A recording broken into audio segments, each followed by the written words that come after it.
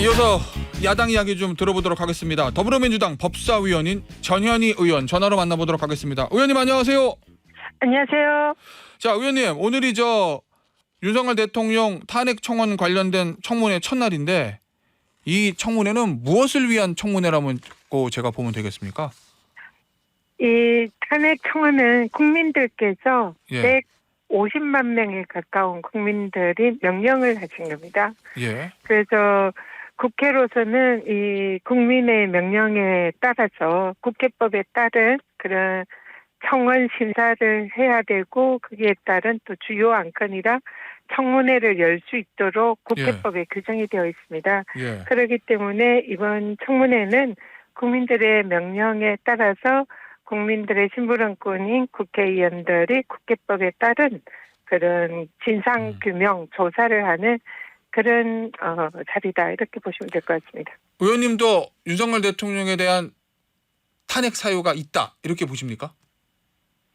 저는 개인적으로는 윤석열 대통령이 현행법 위반을 한 것이 꽤 있다 이렇게 예. 보고 있습니다. 예. 일단 가장 대표적인 게 김건희 여사 디올백 수수 관련해서 그걸 공직자인 대통령이 그 사실을 안 즉시 신고하고 반환해야 하는 청탁금지법상의 의무를 이행하지 않았기 때문에 예. 명백한 청탁금지법 위반, 대통령의 청탁금지법 위반이 예. 이미 성립을 했다 이렇게 보는 거고요. 예. 그리고 또 이번에 최혜병 사건 관련해서 물론 청문회나 수사에서 밝혀져야 되지만 이 이첩 보류 지시라든지 이첩 이런 상황에서 직권남용 이런 소지가 굉장히 많이 있다. 예. 그리고 또 대통령이 김건희 여사 특검법이나 최혜병 특검법을 거부하는 과정에서 공직자 이해충돌 방지법 상에 예. 자신이나 배우자가 관련된 사안에 있어서는 회피해야 되는 그런 법상의 의무를 이행하지 않은 예. 이해충돌 방지법 위반 혐의가 있다. 저는 이렇게 보고 있습니다. 의원님 그렇게 만약에 윤석열 대통령이 이제 혐의가 있다고 판단하시는 건데 변호사 출신이시잖아요. 예, 법적으로 그렇게 판단하는 건데 그러면 지금 150명 이상 넘잖아요. 민주당의 의원 수가. 그냥 탄핵안 발의하는 게 낫지 않으세요? 그러면은 뭐 법사위에서 바로 조사하고 헌법재판소에서 또 다퉈볼 수도 있을 건데. 네, 뭐 그런 말씀을 해주실 수도 있지만 예. 지금 검사 탄핵이나 이런 위법 이런 행위에 소지가 있는 사안에 대해서도 예. 이 많은 이 찬반 논란이 있습니다. 예. 그리고 대통령의 탄핵 소추라는 것은 이거는 국민적인 공감대가 이루어져야 가능한 거다 이렇게 보거든요. 그래서 법률적인 위반이 있다고 무조건 탄핵 소추를 할 수 있는 건 저는 아니다 생각합니다. 이거는 탄핵 소추라는 것은 예. 물론 헌법의 법률과 헌법 위반일 경우에는 탄핵 소추를 할 수 있지만 예. 거기에 더해서 정치적인 또 예. 행위거든요.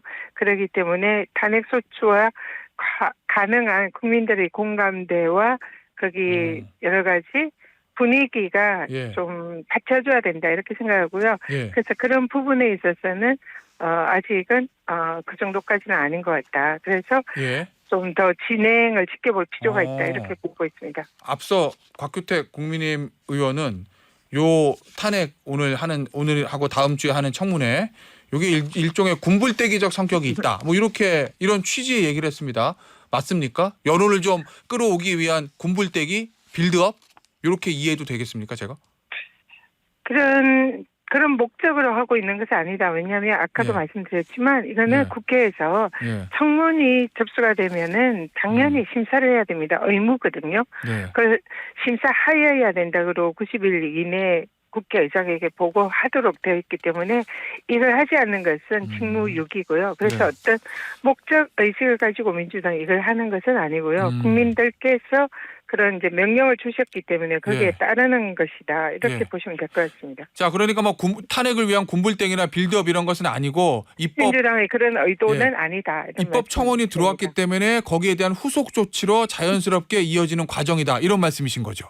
네. 알겠습니다. 자, 그런데 의원님 어쨌든 오늘 청문회가 예정이니까 진행은 돼야 되는 건데 증인들이 지금 불출석할 것 같거든요. 의원님 어떻게 상황 보고 계세요? 오늘 좀 제대로 진행될 거로 보십니까? 아니면은 증인들 불출석하면 파행되는 거 아니에요?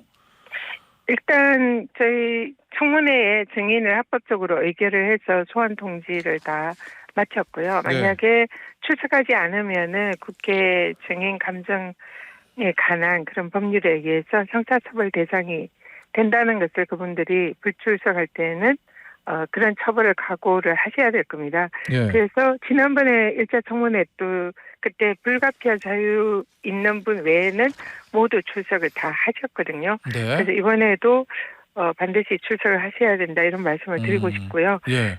지금 만약에 출석하지 않을 경우에도 이미 밝혀진 사실과 관련 증거들이 꽤 있기 때문에 청문회를 진행하는 데는 아무런 문제가 없다 이렇게 보고 있습니다. 그러니까 증인들이 출석하지 않아도 청문회는 진행은 될 것이다. 뭐 이런 말씀이신 거죠? 네. 예, 알겠습니다. 자, 오늘 청문회 장면을 저희가 좀 지켜보도록 하겠고요. 자, 그리고 이 의원님, 이 800에 7070 800에 네, 7070 전화번호 있잖아요. 네. 요거 이제 대통령 경호처명의 전화번호고 네. 지금까지 언론 보도 나온 거 보면 작년 7월 31일 국무회의 직후에 이종섭 전화 받은 사람이 이종섭 전 국방부 장관, 당시 네. 국방부 장관, 그다음에 당시 조태영 안보실장, 당시 주진우 법률비서관 뭐 이렇게 이 800-7070으로 전화를 받았다고 나와 있는데 누가 전화했는지는 아직은 안 밝혀진 거잖아요. 네. 의원님은 어떤 상황으로 추정하고 계십니까? 누가 왜 이 사람들한테 이 번호로 전화했다고 보고 계세요? 네. 일부 언론 보도를 보니까요. 800-7070 번호가 경호처로 최근에 바뀐 거 아니냐 이런 지적이 있더라고요. 네. 그래서 이 부분은 사실관계를 확인을 해봐야 되겠지만 네. 애초에 이제 다른 소속 번호였는데 최근에 이게 번호가 바뀌어서 경호처로 갔는지 이 부분도 확인을 해봐야 될 것 같고요. 예. 그리고 경호처 소속이라 하더라도 그럼 과연 그 전화를 누가 사용을 했느냐. 예. 근데 지금 전화를 받은 분들이 예. 뭐 지금 방금 말씀하신 여러 좀 상당히 고위층들이 그 전화를 받았잖아요. 예. 그렇기 때문에 이런 전화를 할 수 있는 사람이 누구일까? 그러면은 누구요? 저는 당연히 한 사람을 가리킨다 이렇게 생각을 합니다. 예. 그래서 그 부분은 이제 수사를 통해서 밝혀져야 할 일이고 그래서 특검이 필요하다 이런 생각이 들고요. 예. 일단은 당시에 대통령실의 최고위층이 예. 이 관련해서 전화를 했고 그때부터 이종섭 장관이 이첩 보류를 전화를 받자마자 3분 후에 지시를 했고 그러면 장관을 움직일 수 있는 사람 예. 그 사람이 그 전화의 주체다 이렇게 생각합니다. 자, 아직 뭐 수사로 밝혀진 것은 아니지만 추정을 하신다면 그 한 사람 이 네. 고위직들에게 다 동시에 전화하고 장관을 움직일 수 있는 사람 한 사람뿐이 없다. 누구라고 보시는 겁니까? 한 사람. 그 녹취록에 나오는 VIP가 아닐까 이렇게 생각합니다. 그 녹취록의 VIP는 이종호 씨는 김건희 여사를 지칭하는 거다 이렇게 얘기했거든요. 물론 허풍이긴 하지만 그럼 이 전화한 네. 사람도 김건희 여사다 이렇게 보시는 거예요? 대통령이 아니고? 일단 현재는 추정에 불과하니까요. 예. 그러한 이제 전방위적인 전화는 사실은 국정을 책임지는 사람밖에 할 수 없는 일이 아닐까 예. 이렇게 생각이 들고요. 예. 수사를 통해서 밝혀질 일이다 생각합니다. 아니 의원님 국정을 책임지는 사람은 대통령이잖아요. 예, 근데 그 녹취록에 나오는 VIP는 허풍이라고는 하지만 김건희 여사를 의미한 거다라고 본인이 얘기를 해서 그 녹취록 VIP가 이 전화했을 거다라고 말씀하시면 그러면 대통령이 아니라 김건희 여사가 전화했을 거다? 국정을 전반적으로 책임지는 사람이라는 의미는 예.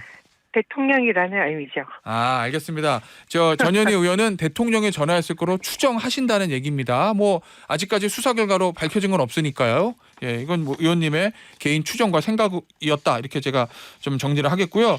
자, 이거 관련해서 이 녹취록의 상대방인 김규현 변호사가 민주당의 공천을 이번 총선에 신청했었고 그리고 박종훈 대령의 변호인이라는 이유로 국민의힘 권성동 의원이 이거 제보 공작이다. 민주당과 교감하에 탄핵을 시도한 사기 탄핵 게이트다. 이렇게 주장하거든요. 그리고 국정조사로 밝혀보자. 이 친전 받으셨죠, 의원님? 저는 제가 받지 못했습니다. 밖에 그래요? 주로 네. 많이 있어서 그런지. 알겠습니다. 네. 어쨌든 권성동 의원은 이렇게 주장하는데 권성동 의원의 주장에 대해서는 어떤 입장을 가지고 계세요? 권성동 의원께서 굉장히 위험한 발언하셨다 생각하고요. 네. 어떻게 보면 명예훼손 소지가 있는 그런 발언을 하셨다 이렇게 생각합니다. 왜냐하면 여기 단톡방에 계셨던 분들은 네.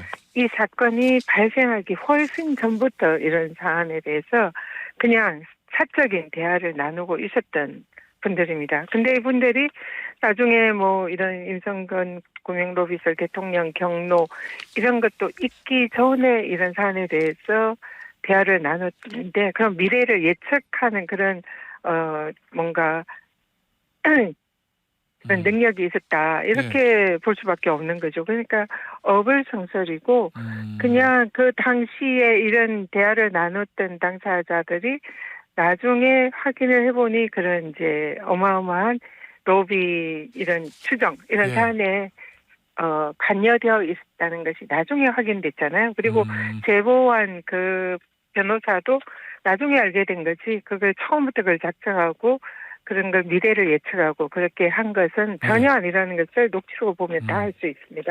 그래서 그걸 미리 이런 공작을 해서 예. 했다. 이거는 어불성설이고 사실관계가 전혀 앞뒤에 맞지 않는 그런 내용입니다. 알겠습니다. 자, 권성동 의원이 의심하는 어떤 커넥션이라든지 소위 조율 이거는 없었다는 말씀이신 거죠?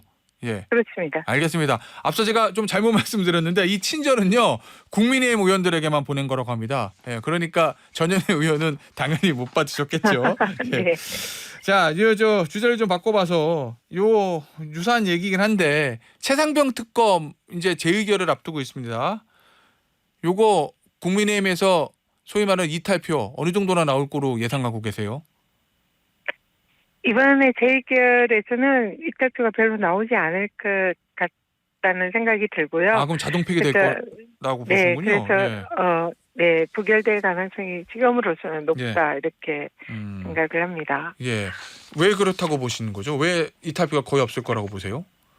일단 지난번에 부결표를 던진 그 안철수 의원의 경우에도 예. 뭐 이제 다시 한 번 더 깊이 생각해 보겠다 이러면서 흔들리는 모습을 보이고 있고요. 그때 당시에 많은 그 국민의힘 지지자들로부터 비난을 많이 받으셨다는 그런 이제 얘기를 들었습니다.